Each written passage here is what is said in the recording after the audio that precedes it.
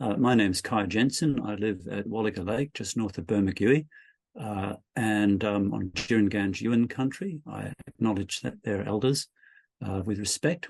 And I have been a member of the South Coast Writers Centre since mid-2021.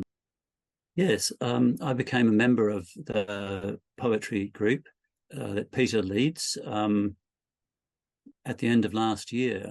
And I've attended pretty much every monthly meeting since then, except when I've been sick or swept away with work. So I've probably attended about 10 meetings of the group now.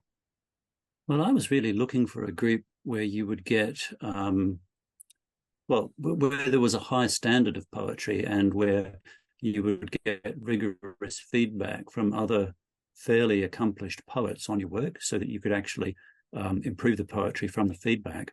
And I was finding that the local groups down this way were more focused on supporting one another and being more of a social group. And so it didn't have this sort of fast, thoughtful, critical feedback aspect. In fact, that was seen as, threatening to the idea of the group as a safe space. And so I was really glad when I discovered that South Coast Writers Centre had a group that was more feedback focused that I could attend by Zoom. And that group's really proven to be a good way to help me review my drafts and sharpen them, make them better. I also love Peter's leadership. Peter is such a sweet man. And at the same time, he's a very good poet. So he leads in a very supportive way. He models a respectful, supportive approach.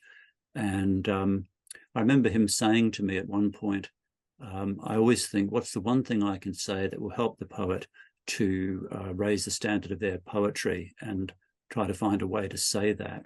So he models mixing positive, supportive feedback with something that will help the poet improve, which I think is a very good model, since we're all so sensitive about our creative work, and it's so easy to wound people if you're too forthright in your feedback. I've been a bit guilty of that, so I'm trying to do better.